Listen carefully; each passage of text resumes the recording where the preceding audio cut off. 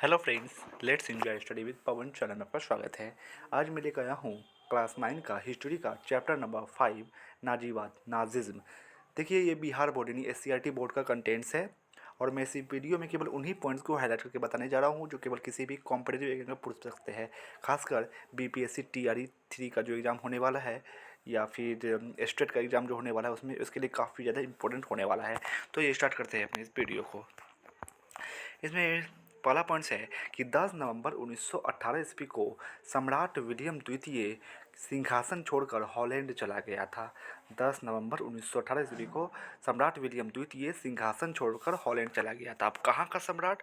तो ये समझिए आप, जर्मनी का सम्राट जो था वह जो है 10 नवंबर 1918 ईस्वी को विलियम द्वितीय सिंहासन छोड़कर हॉलैंड चला गया था। और समाजवादी नेता फ्रेडरिक एबर्ट के नेतृत्व में जो है जनतांत्रिक अस्थायी सरकार की स्थापना की गई थी। ठीक है, तो वो जब हॉलैंड चला गया जर्मनी का सम्राट विलियम द्वितीय, तो उसके स्थान पर जो है फिर फ्रेडरिक एबर्ट जो था, जो कि जनतांत्रिक अस्थायी सरकार का स्थापना कर नींव की मतलब वो डाला था, वो फिर बना वो नेता। फिर है उसी ने क्या किया था कि प्रथम विश्व युद्ध का जो है समाप्ति के पर जो है वो हस्ताक्षर किया था वो 11 नवंबर 1918 को। फिर नेक्स्ट ये कि नई सरकार के गठन के बाद जो है नया संविधान बना, जो वाइमर संविधान या वाइमर गणतंत्र के नाम से प्रसिद्ध हुआ। ठीक है, जब नई सरकार आई यानी फ्रेडरिक एबर्ट की जब सरकार आई तो जर्मनी में क्या हुआ, नया संविधान बना जो वाइमर संविधान या वाइमर गणतंत्र के नाम से प्रसिद्ध हुआ। परंतु नया वाइमर गणतंत्र युद्धोपरांत जो था जर्मनी की स्थिति संभालने में असफल रहा था। परंतु नया जो वाइमर गणतंत्र था वह युद्धोपरांत जो था जर्मनी की स्थिति संभालने में क्या हुआ था, असफल हुआ था वाइमर गणतंत्र।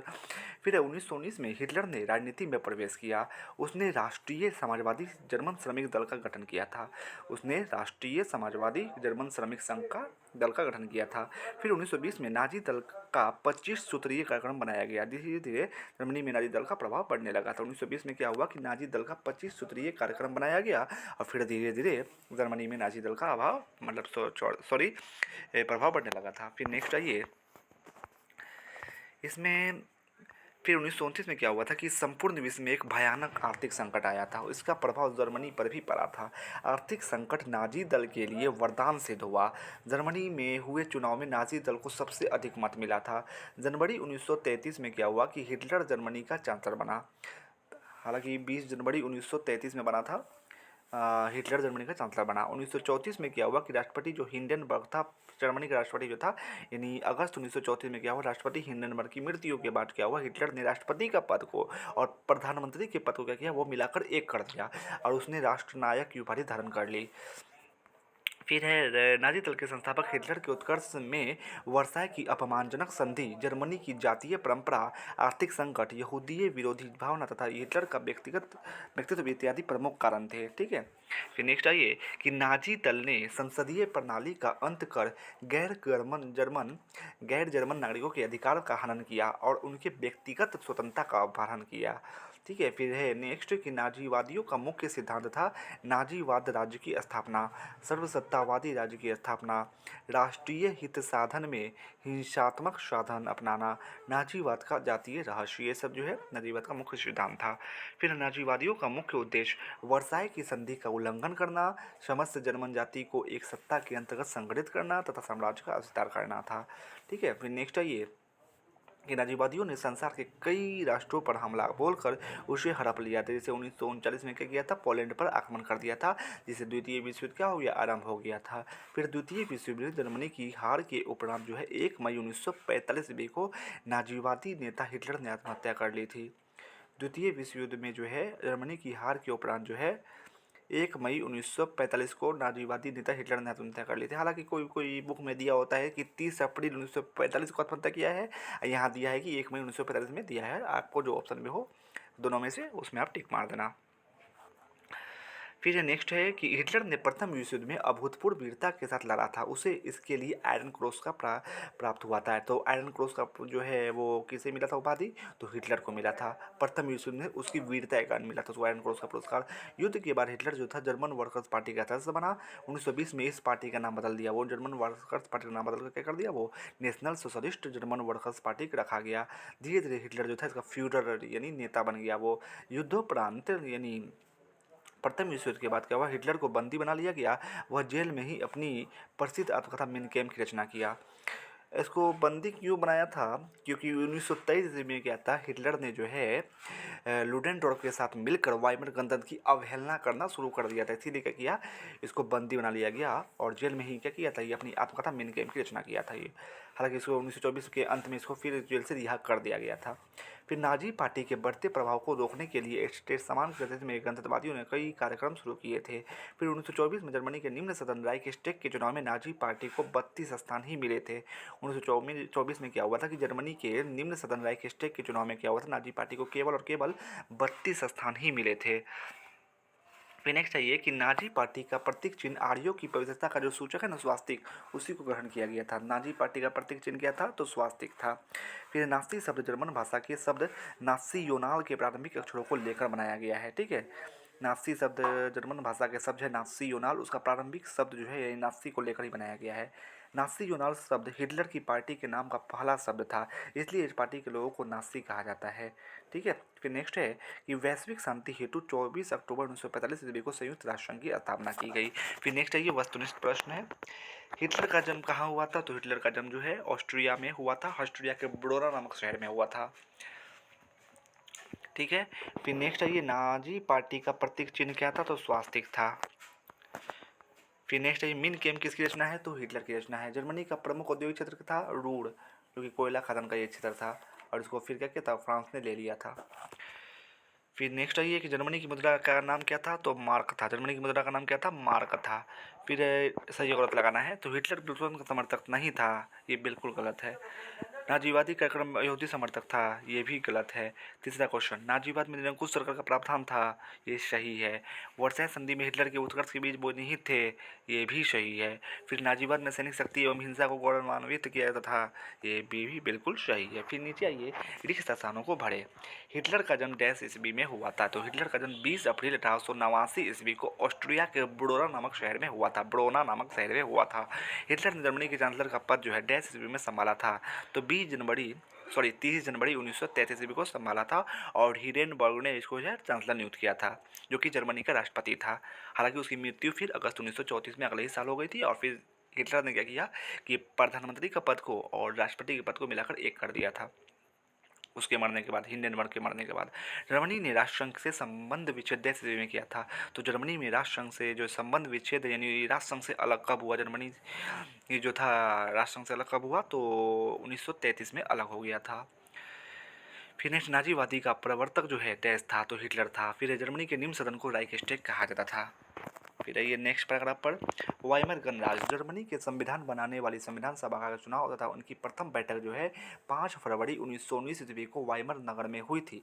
इसी कारण यह संविधान वाइमर संविधान या वाइमर गणतंत्र भी कहा जाता है। यानी जर्मनी के संविधान बनाने वाली संविधान सभा का जो चुनाव है तथा इसकी प्रथम बैठक जो है वो 5 फरवरी 1919 ईस्वी को वाइमर नगर में हुई थी। इसी कारण यह संविधान जो वाइमर संविधान या वाइमर गणतंत्र भी कहा जाता है। तृतीय राइख, निम्न राइख को मतलब निम्न सदन को राइक्सटैग, और तृतीय राइख जो है जर्मन गणतंत्र की समाप्ति के बाद नाजी क्रांति की शुरुआत को हिटलर ने तृतीय राइख नाम दिया है। तो जर्मन गणतंत्र की समाप्ति के बाद क्या हुआ कि नाजी क्रांति की शुरुआत हुई, उसी को हिटलर ने तृतीय राइख का नाम दिया है। गेस्टापो अगर किसने किया था? मैच द फॉलोइंग, ये गुप्तचर पुलिस। गेस्टापो क्या था? गुप्तचर पुलिस था, जिसका गठन जो है लेनिन ने किया था। ठीक है, फिर नेक्स्ट आइए कि वाइमर क्या था? 2 का क, यानी जर्मन का एक शहर है, जर्मनी का एक शहर है। सिनेगॉग क्या है? 3 का ख है, यानी यहूदियों के प्रार्थना गृह को ही हम क्या बोलते हैं? सिनेगॉग बोलते हैं। यहूदियों के प्रार्थना गृह को क्या बोलते हैं? हम सिनेगॉग बोलते हैं, सिनेगॉग। फिर ब्राउन शर्ट्स की जो है 4 का ख, यानी निजी सेना। ब्राउन शर्ट्स मतलब निजी सेना होता है। हिंडेनबर्ग कौन था? तो 5 का यानी जर्मनी का राष्ट्रपति था। फिर नेक्स्ट आइए, ऐसा नहीं है, नीचे चलते हैं।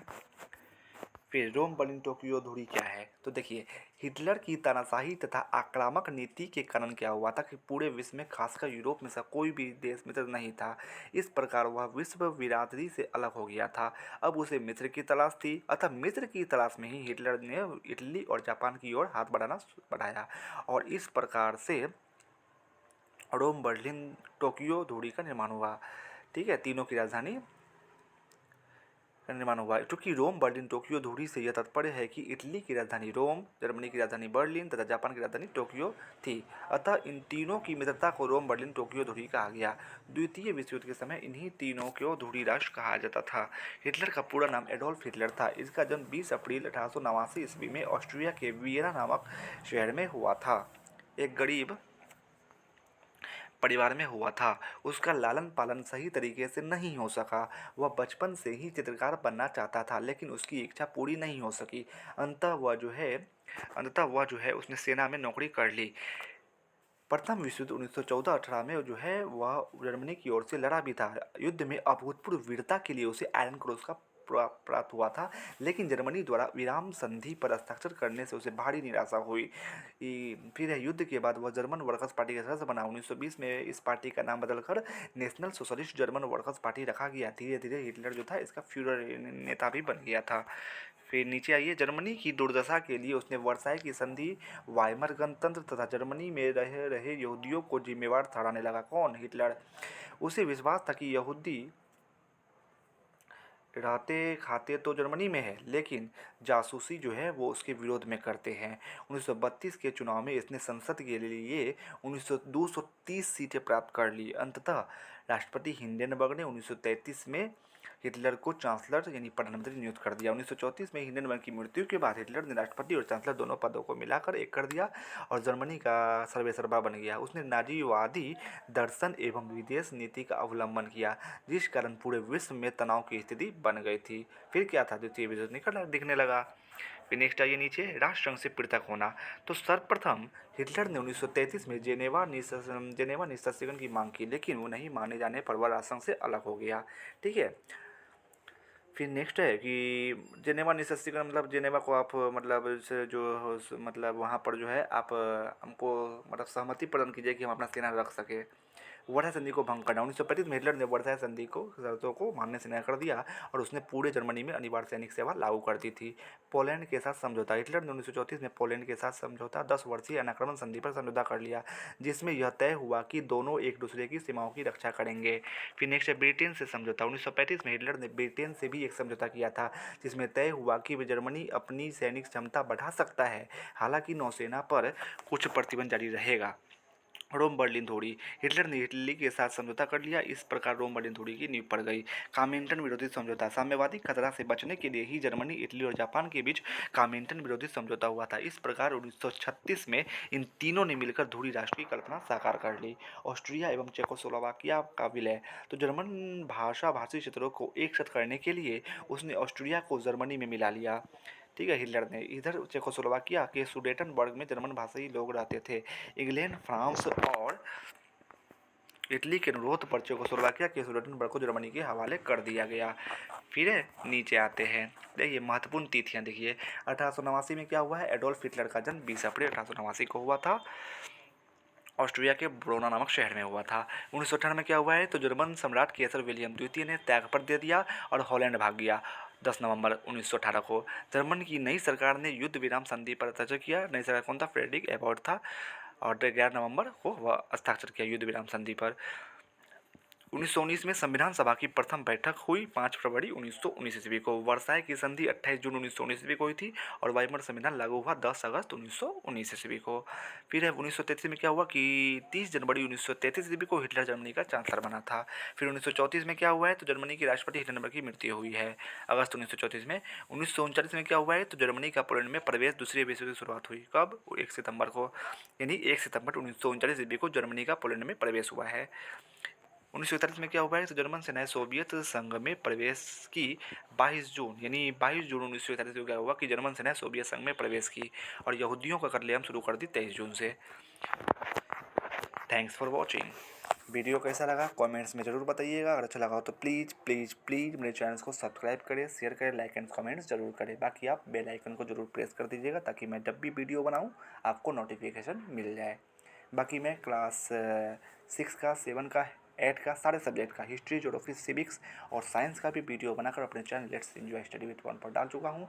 आप वहाँ जाकर देख सकते हैं। बाकी क्लास 9 का भी चैप्टर नंबर 1, 2, 3, 4 का भी लिंक मैं अपने डिस्क्रिप्शन बॉक्स में डाल दूँगा, वहाँ जाकर देख सकते हैं। Thanks for watching and subscribe for more.